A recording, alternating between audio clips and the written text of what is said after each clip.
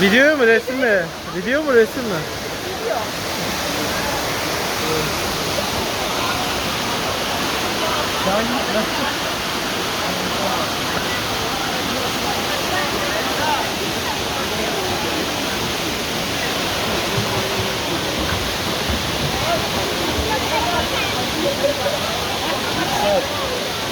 Suya girdin ya, ne elektrik kablosu yüksek kadar. Anne ayağımı tutar.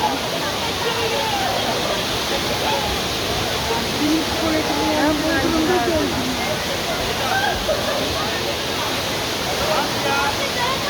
Şeyim yok, üstüm yok. En yarım